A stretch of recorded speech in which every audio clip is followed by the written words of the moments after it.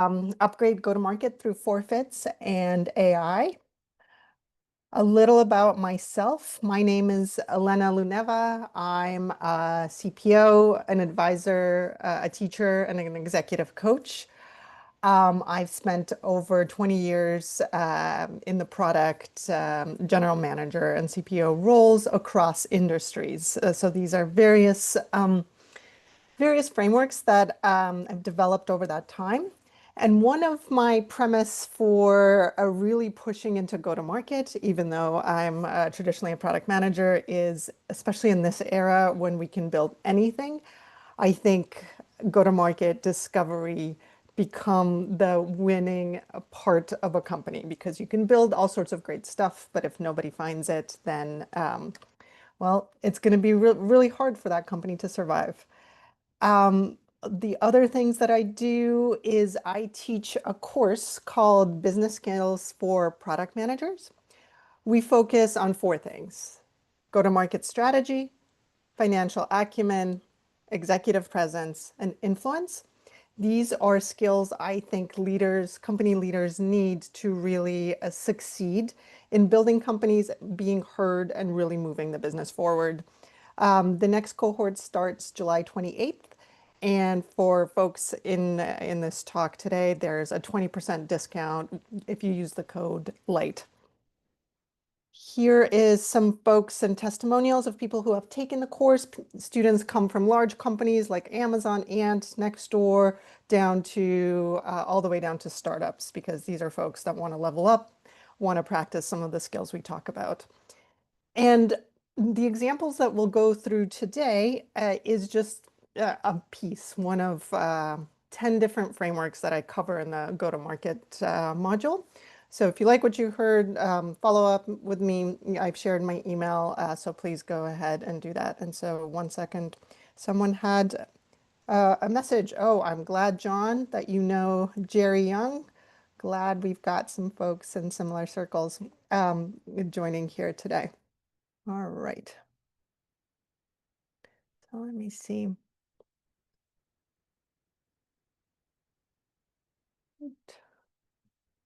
Can folks see my screen or am I all dark? Okay, let me try that again. Dark. Okay. Huh, wonder what happened. All right, let's try that.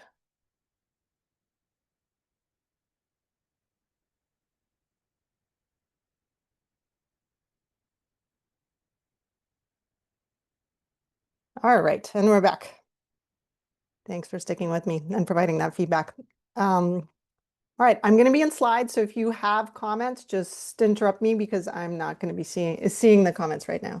So I wanted to start with presenting a concept, a go-to-market concept that has worked for me, worked for many companies. It was written about and potentially created by Brian Balfour. And that framework is the 4 fits canvas. The reason I like to think about it is for all of us product managers, we tend to think about product market fit. What this canvas helps you do is start with the market. Market from a perspective of, do you know who your customers are? Is the market ready for the product that you're taking to market? And are you finding people in that market? That second piece for your product is product channel fit. So once you've identified your ideal customer profile, who they are, where they hang out, what is the channel? How do you get to them? So not only did you build something awesome that solves a problem for your target customers, but you also have a way to find them and get to them in a way that's cost effective for your business model. And that takes us to model channel fit. So if your business model is something that doesn't generate very much revenue, it's going to be really hard for you to hire a sales force or spend a lot of money on advertising. And so how do you find the right channels at the right cost structures to really fit the business model that you have created for your product, or figure out which of those don't fit so that you can adjust either the product or your business model to suit your customers and how you're getting to your customers. And so an example from me and where this became really real is at Nextdoor. So at Nextdoor, I was the general manager for the local business unit. This was something that was very nascent, and I took it from zero to about 30% of Nextdoor's revenue at IPO. It's about 45% of Nextdoor revenue today. And what we needed to think through is local businesses. Nextdoor is a platform for neighbors connecting with each other, talking about the neighborhood and what's going on in the neighborhood. And as you all know, for a local business, a neighbor is a really valuable customer. They can actually show up at the coffee shop. They can hire a plumber. They can hire someone to work on their house that knows that area and the houses in that neighborhood very well. So when I started out, the market for us, the ICP, was a local, generally small business, although then we went up the stack to medium-sized businesses as well. In terms of who we were targeting, that was the owner. Their problem was that they want customers, and their motivation is to grow their business. So then from a product fit, we understood our customer. We understood how to create that value prop for them, aka connect with neighbors who are your biggest supporters. And the hook, the differentiator for Nextdoor was target to a neighborhood. So these are people around the coffee shop versus platforms like Google, like Facebook. You would get a lot more reach, but not necessarily to the people who are your customers. So then when we looked at our model and how we thought about charging our local businesses for access to neighbors, there were several business models that we could go with. First, freemium, so that they can see how Nextdoor works. The second one was much more transactional by reach, with products like having a coffee shop be able to create a deal for a certain amount of time for a certain amount of neighborhoods. And then the third one was subscriptions. So this is targeting more people like real estate agents that wanted to be a presence in the neighborhood, a name in the neighborhood indefinitely versus episodically. And that's where subscriptions came into play. So then when we looked at channels, we did have a level of revenue where we can afford either feet on the street or sales type marketing, and also pay for performance and social marketing. So this is how we thought about acquiring local businesses to Nextdoor. And then COVID hit and things changed overnight. 50% of local businesses closed down. It was indefinite to understand if and when they would open back up. So we as a company needed to change how we thought about our customers, their needs right now, and the effectiveness of both our business model and our channels. So what changed?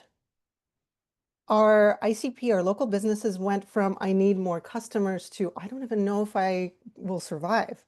There was a level of fear, saving money, and survival.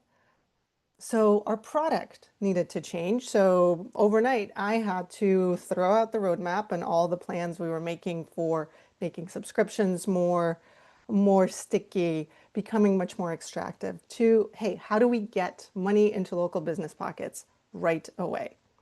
And so we really needed to move the product and the offering to gift cards, donations, buying differently, whether that's local pickup or shipping.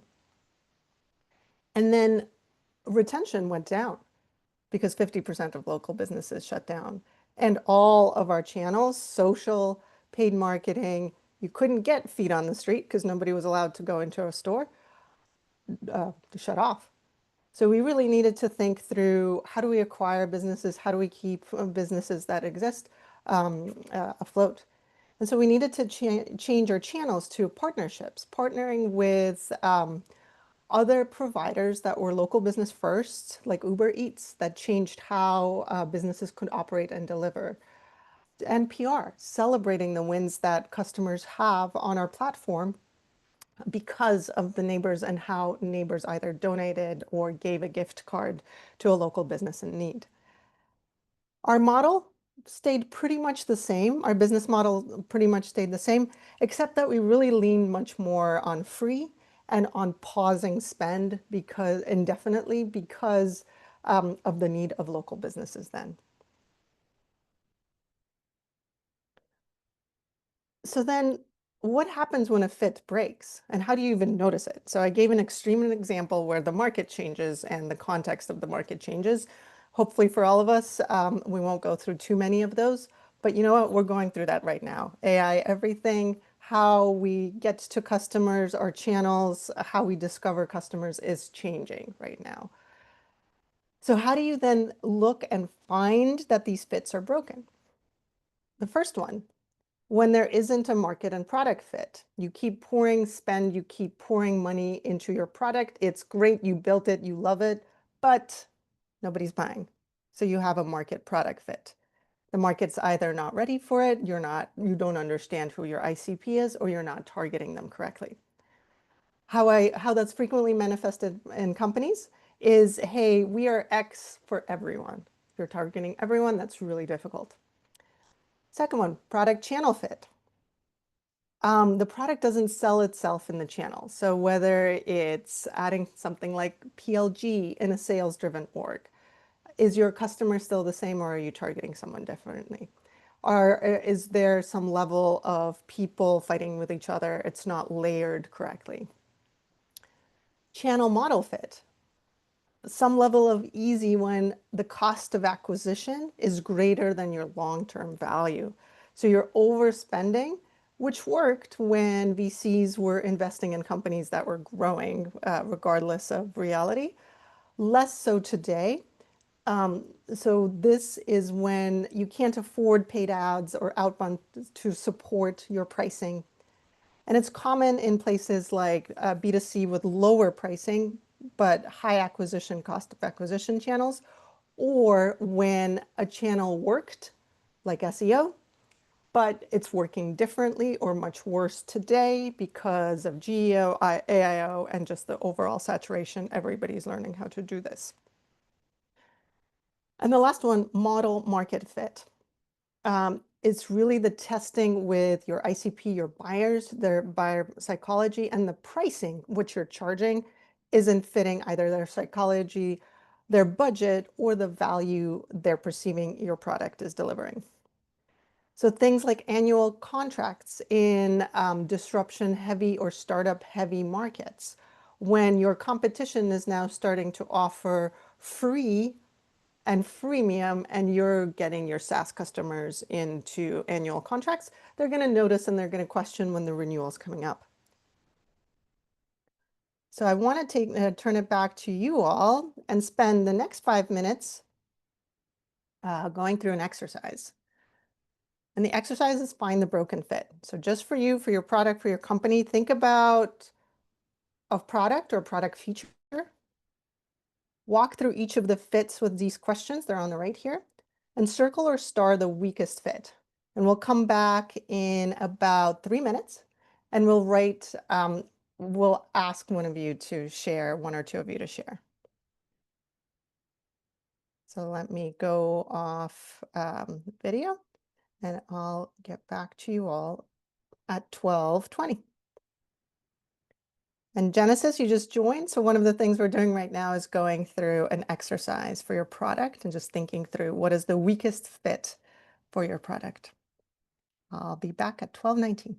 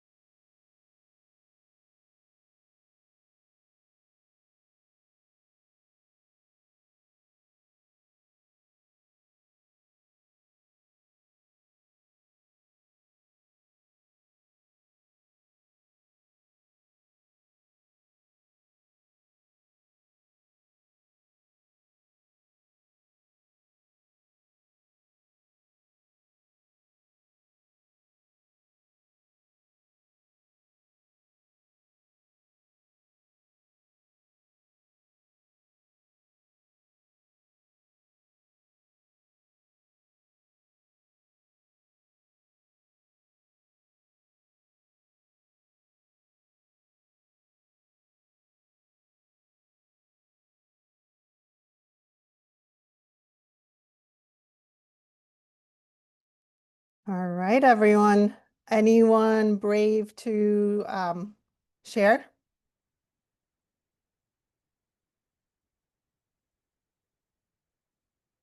How about Cynthia? Hello. Sorry, watching during lunch. Of course, of course. um, yeah, but I was thinking about the questions. I was thinking, actually, I was trying to think of one of our products that's not being a huge success. It's one of our products for Greece. And I was trying to think of all of those questions and how it comes into play. Um, for that case, for that specific one, I don't think the users love it yet because we're not seeing clicks. Mm. Um, and also it's very expensive sometimes to bid for the keywords for that market. Um, so that's pretty much what I have thought so far. Yeah. Thanks for sharing. Anyone else want to share? Otherwise, we can go to the next slide as well. Thanks for volunteering, especially during lunch, Cynthia. Let me go to the next slide and also give just a couple of examples and how we can leverage AI to interrogate some of these fits for us. I had a question, Elena. Yeah, please. Just in terms of like what's your observation in terms of like what prevents companies from kind of being able to forecast or see some of the challenges with the choices they're thinking about making or have made? Like it would seem like there's so many lessons learned that are available in the marketplace in terms of the false starts or failures of certain models. Hmm. Um, is it just kind of the do-it-yourself founder mindset, or like what do you see as kind of the reasons why we see the same strategies fail again and again when someone could have said, don't open that restaurant. Like the last three restaurants have failed on that street corner. Like, why do you think you could make it a success? Yeah, that's a huge question, and I think it's very situational, but I can share some more general observations. So the first one for startups, for small businesses, I think there's a level of hubris and humanity that is required for somebody to start a thing and then to do the thing despite getting hundreds of no's and nobody investing and people saying, it will never work. There's a level of, as you mentioned, just founder mentality or startup mentality that, everybody has told me no, but I'm a hero of my story. And so I am different and I will make it work. The second one, and this is as a product leader with over 20 years of experience, is just falling in love with your product and the fact that you built this and it works so well. So how can, it's not about you, it's not about your product, it's about all the people that can't see value of it. So hence my push and what I try to teach is the awesomeness of your product or the awesomeness of the idea, it matters. But if nobody finds it and nobody's willing to pay for it, it really doesn't. And you're going to be one of the 99%, a statistic that doesn't work out. So focusing on the ecosystem is helps. And then the third one is when a change happens. So you may have had product market fit um, at the beginning. Now you're trying to go after a different customer, or you're like, hey, it works for plumbers. That means it'll work for all local businesses. And then you say it's X for everybody, but then that dilutes the effectiveness of your marketing and your positioning. You lose track of who you're targeting, where they hang out, and how do you get to them.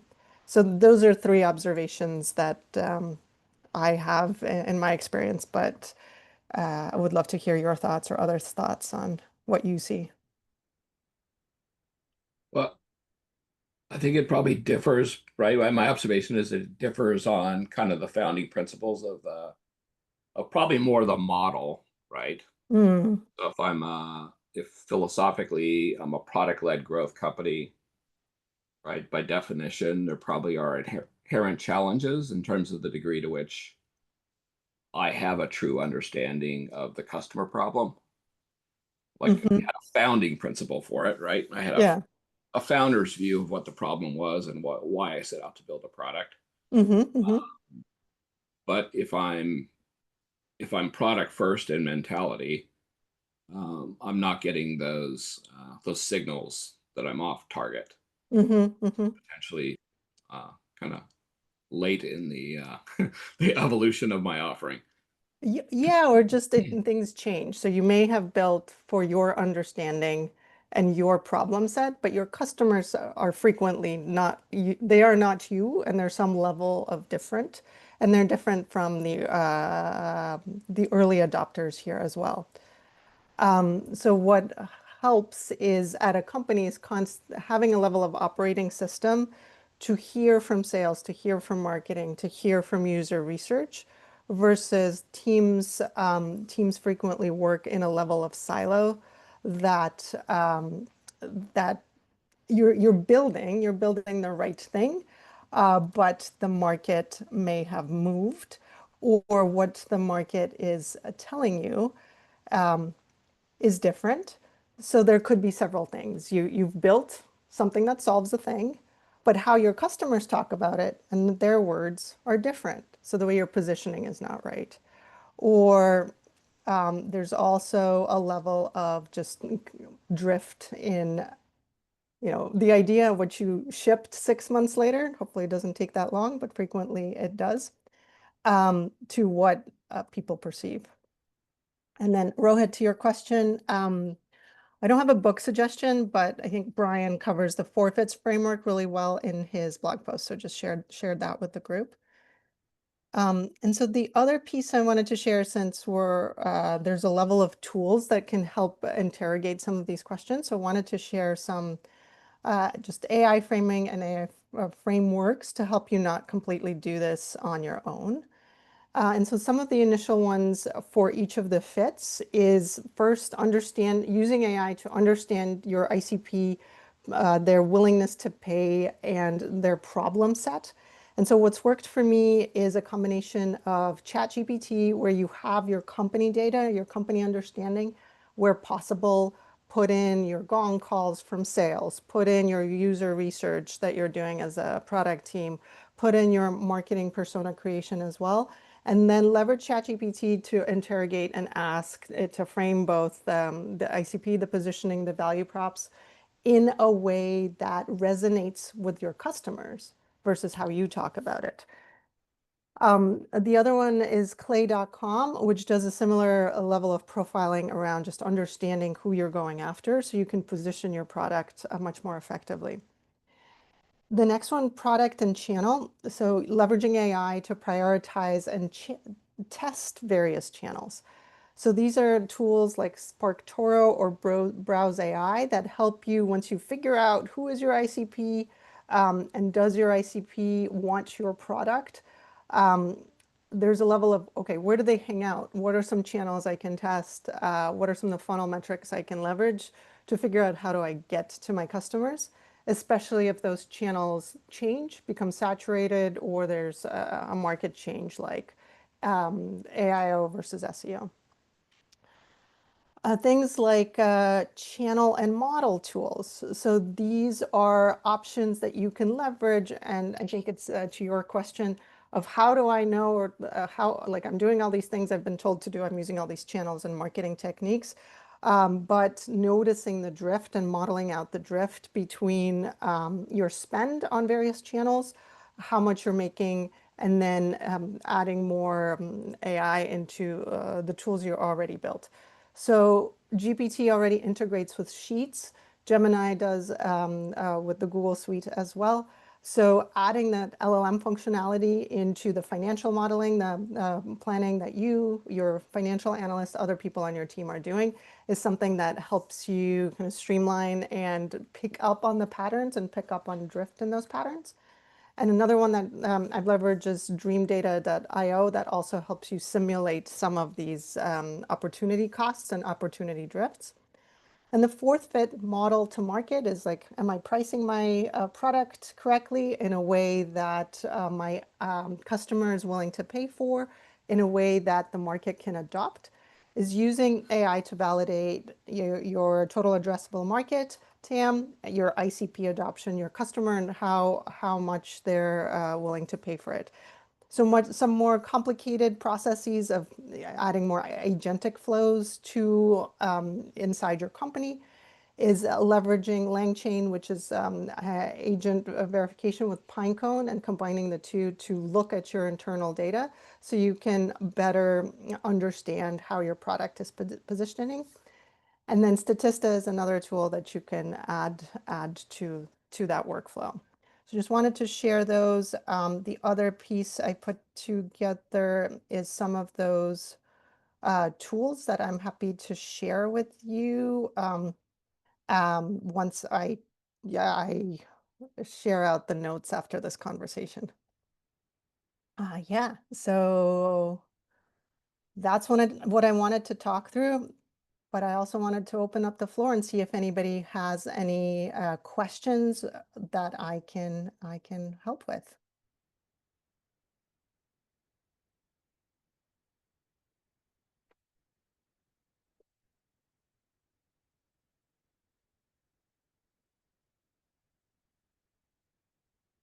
And let me actually drop a link to the various AI tools that you can test out to try out these various fits for your product. All right, and Rohit, do you want to ask your question?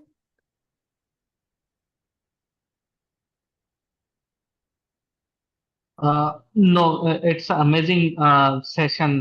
This is the new concept which I have come across through you in this session, and I really love it. There are a lot of tractions is coming on GTM market job roles.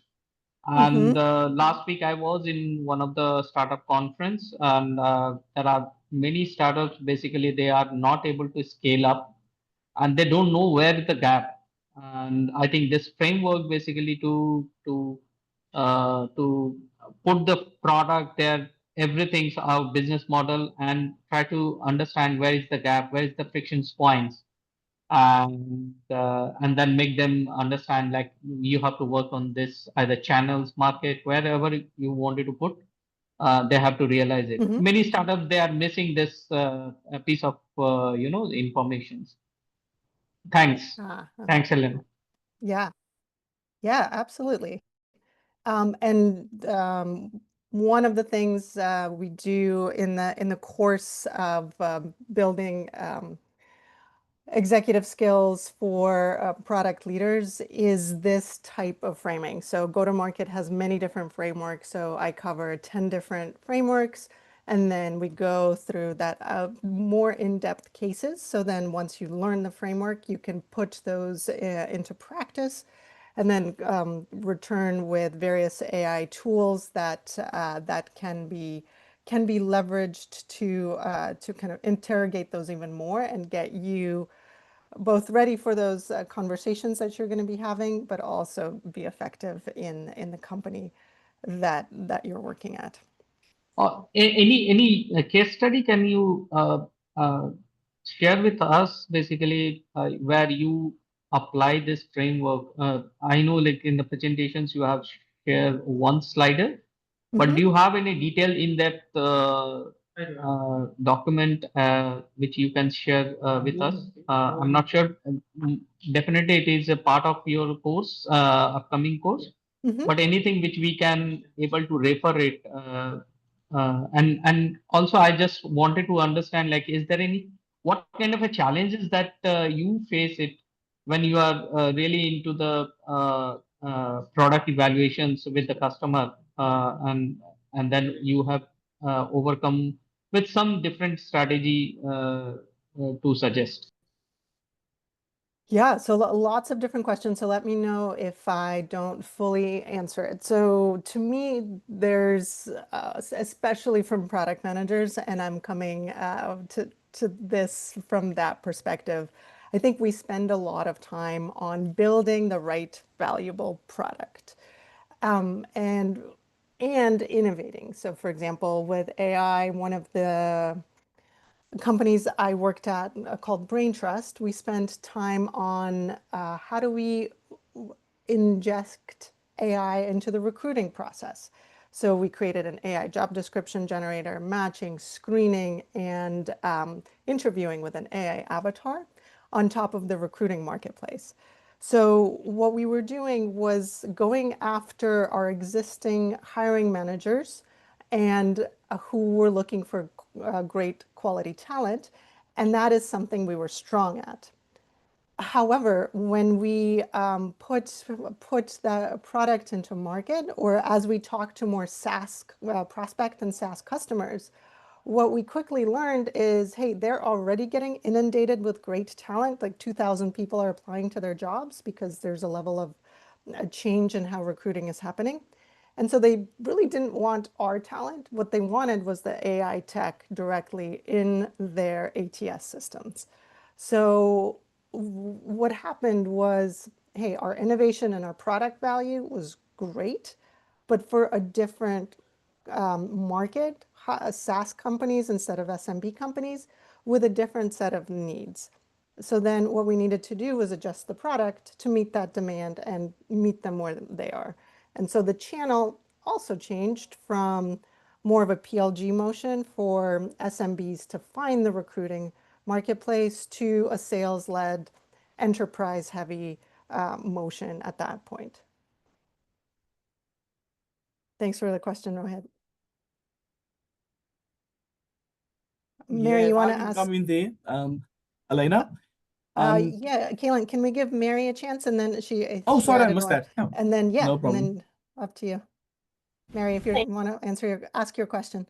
Yeah, of course. Thank you. Yeah. So earlier you were saying, one of the activities to do is really reviewing and leveraging AI, of course, as well to review those calls from sales or customer success teams.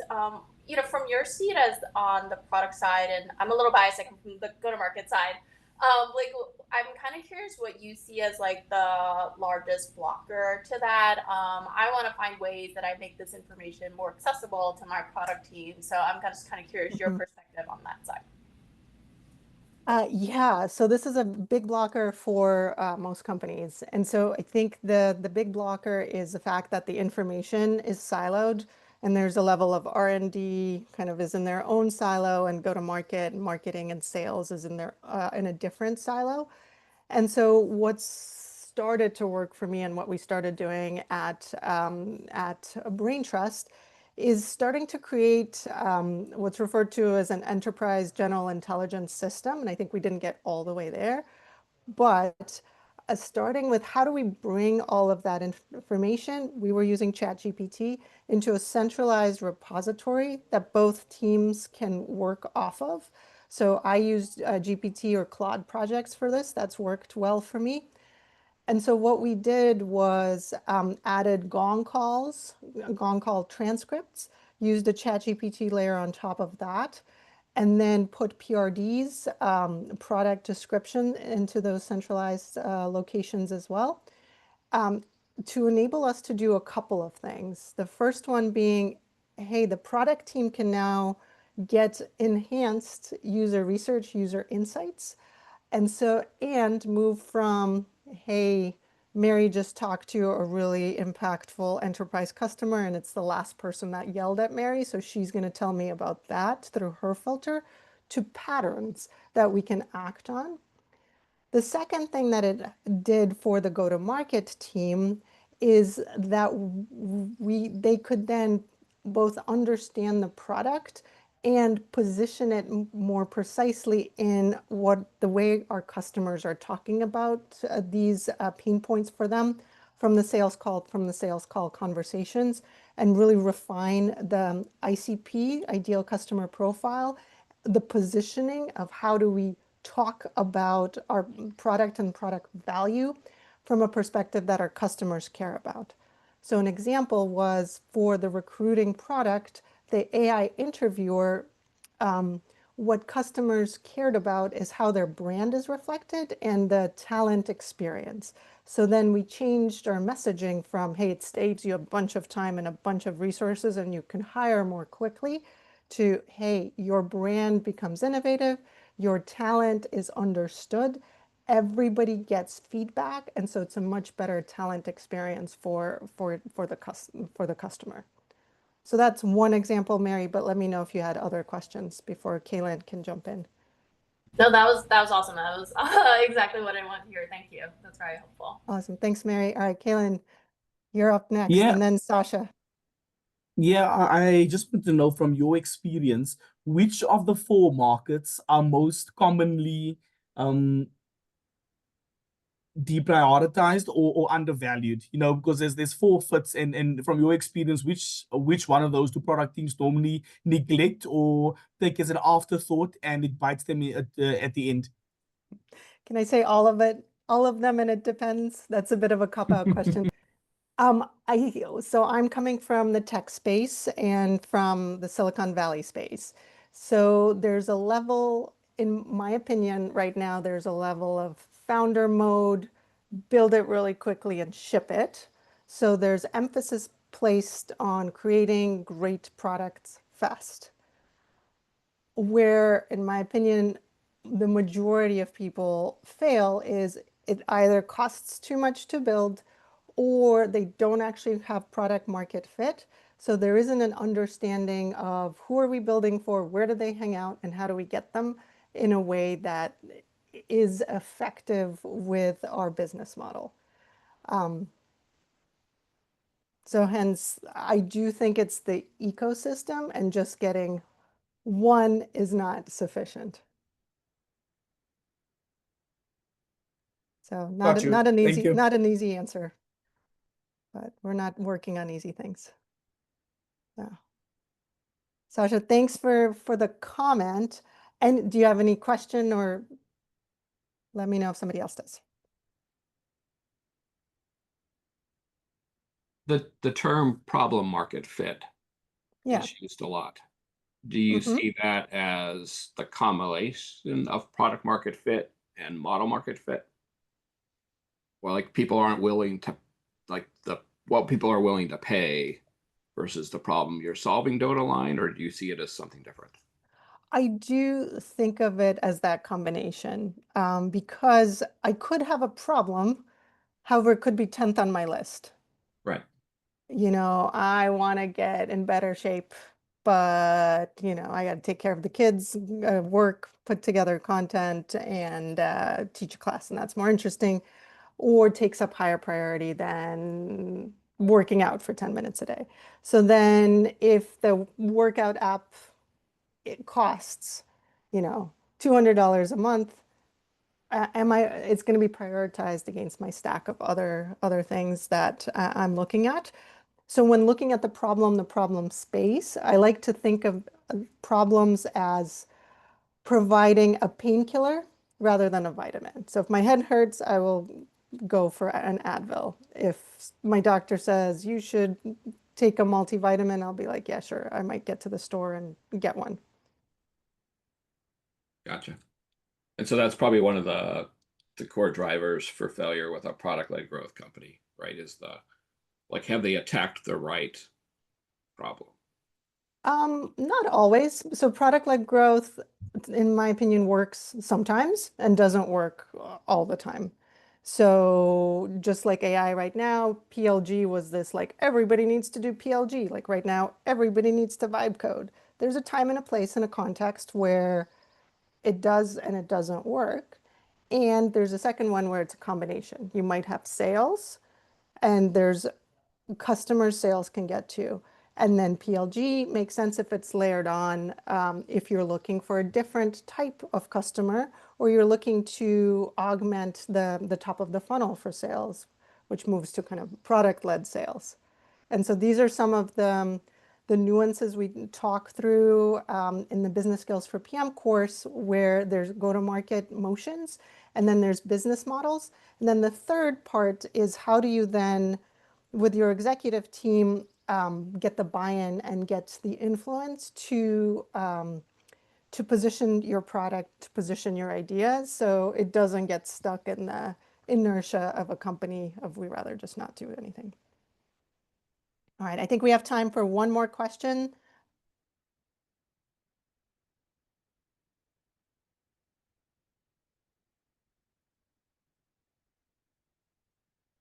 Well, thank you all so much. Let me pop in the link to my course. I will do a couple of things. I will summarize this video, the takeaways, and also provide the links to the various AI tools that have helped me interrogate some of these problems. So you can play with them and try them, and then go deeper into the forfeits model so that you have that as a framing for the next time you think about it. So again, I'm Elena Luneva. I like to work with leaders like yourself on executive coaching, so getting you from where you are to think through some of these various problems. Teach executive presence, go-to-market, and financial acumen so that people can think beyond the product and really grow their business. So thanks for listening. Have a great rest of your Thursday. Thank you so much. Bye.